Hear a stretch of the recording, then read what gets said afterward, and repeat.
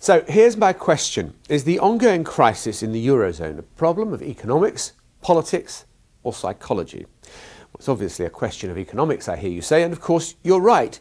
People in countries like Greece and Portugal have been living high on the hog, maxed out the credit card, paid themselves too much, awarded themselves gold-plated pensions, whilst, how can I put this delicately, taken a somewhat flexible view about whether they're under any obligation to pay taxes to their governments. Let me give you my favourite example of what I mean.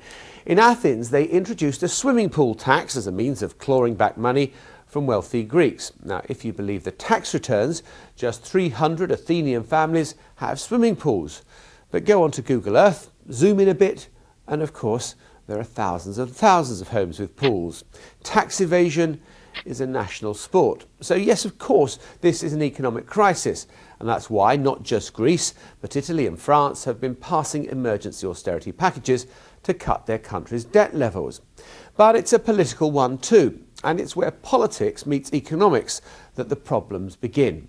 Germany doesn't want the European Central Bank to do what the Federal Reserve has done in the United States, namely to print money to help the economy through the worst of the slowdown and to become the lender of last resort. For the Germans, it's partly a question of history.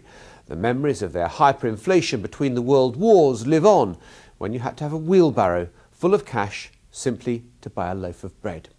But it's not just that. Germans believe the spendthrift countries will never change their ways if they know that the ECB, backed by Germany, will always bail them out. Which brings me to psychology, and the poker players among you will relate to this. Europe needs to sit across the table from the money markets and stare the bond traders in the eye and say with utter certainty, we'll back our currency to the hilt. Little old landlocked Switzerland did this and saw them off.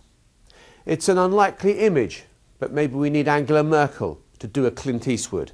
Her eyes screwed up, a 44 Magnum in her hand, saying to the markets, go ahead, make my day. This is Jon Sopel for CBS News in London.